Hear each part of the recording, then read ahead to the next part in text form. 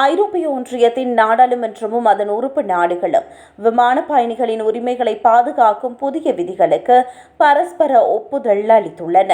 அதற்கமைய குடும்பமாக பயணிப்பவர்கள் தங்களது சிறுவர் தட்டினருக்கு எவ்வித கூடுதல் கட்டணமும் இன்றி தங்களுக்கு அருகிலேயே அமரும்படியாக இருக்கைகளை இலவசமாக முன்பதிவு செய்ய அனுமதிக்கப்படுவர்.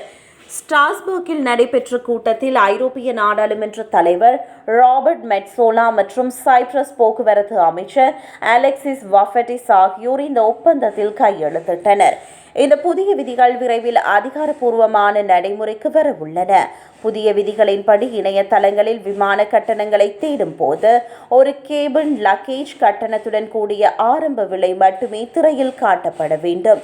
இது நுகர்வோர் ஏமாற்றப்படாமல் வெவ்வேறு விமான நிறுவனங்களின் உண்மையான விலைகளை ஒப்பிட்டு பார்க்க உதவும். எனினும் குறைந்த கட்டண விமான நிறுவனங்கள் கேபின் லக்கேஜ்கள் இல்லாத இன்னும் மலிவான டிக்கெட்டுகளை தொடர்ந்து விற்க அனுமதிக்கப்படும். அத்துடன் ஆன்லைன் செக்-இன் செய்த பயணிகளுக்கு விமான நிலையத்தில் இலவசமாக போர்டிங் பாஸ் அச்சிட்டு வழங்கப்பட வேண்டும் என்பது கட்டாயமாக்கப்பட்டுள்ளது. விமான தாமதத்திற்கான இழப்பீட்டு விதிகளின் உறுப்பு நாடுகள் எந்த மாற்றமும் செய்யவில்லை. எனவே விமானம் 3 மணி நேரம் அல்லது அதற்கு மேல் தாமதமானால் பயணிகளுக்கு வழக்கம் போல €250 முதல் €600 வரை இழப்பீடு வழங்கப்படும்.